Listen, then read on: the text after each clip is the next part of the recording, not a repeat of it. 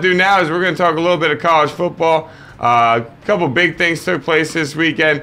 Not many too much surprising things other than some of the things we're going to talk about, including the fact that South Carolina, who was ranked, number 7 going into the game, going down to number 2 Florida, and what happens to them, but Florida just lays down a shellacking. Is that a fair word? Shellacking? Thunder punched. A thunder punch?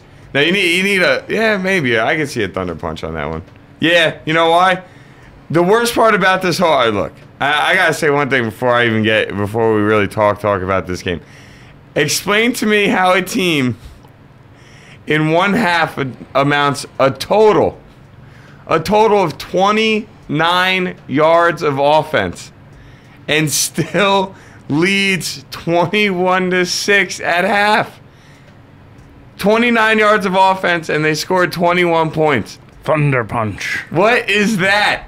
That's a thunder You're the punch. number 7 ranked school in the country, and you give up only 29 yards of offense, yet you are down 21-6. You can't make that kind of stuff up. You just can't. How does that happen?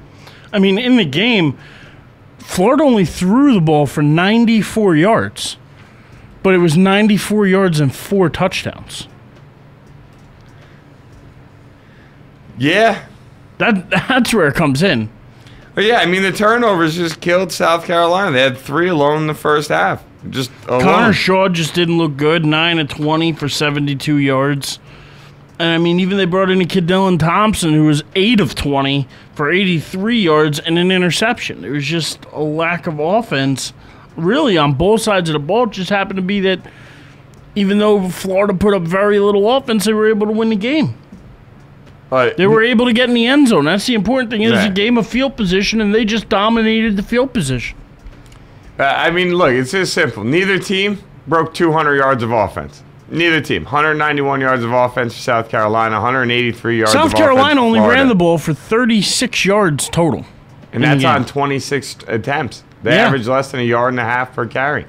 And even Florida had 48 rushing attempts and only 89 yards. That's less than 2 yards an attempt, too. 1.9. Yeah, they lost the turnover. But they did have 2 touchdowns rushing as well. Yeah, and the main your bottom line of the story is 4-0 in the turnover battle.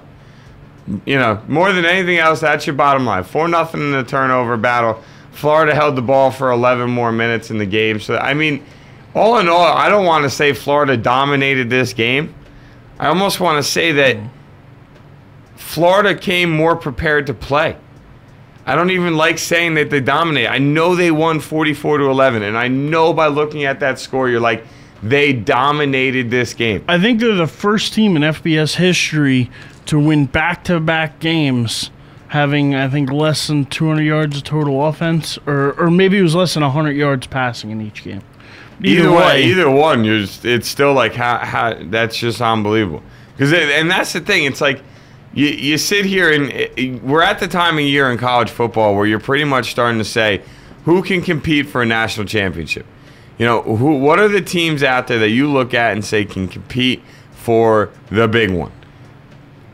Outside of Alabama, has any team actually looked complete? Has anybody actually looked like they have all 3 sides of the ball figured out? In my opinion, no. Not really. I don't think I've seen it. But, I mean, you watch the South Carolina-Florida game, and it was extremely disappointing.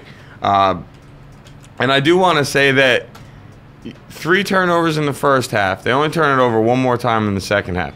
But being down 21-6 and only giving up 29 yards of offense has to just be deflating. It just has to be a hard thing to deal with when you go into that locker room and just be like, oh, defense, you're playing astonishing. But our offense keeps giving them the ball with short field position, hence why they've already scored 21 points. That's just a rough situation. I mean, I don't know. I feel bad for them. I do. I will say, though, Florida deserves a number 2 ranking as of right now. I mean, they're obviously playing some of the best football out there. You got to play Georgia next week. Number 11 ranked Georgia. got on the schedule.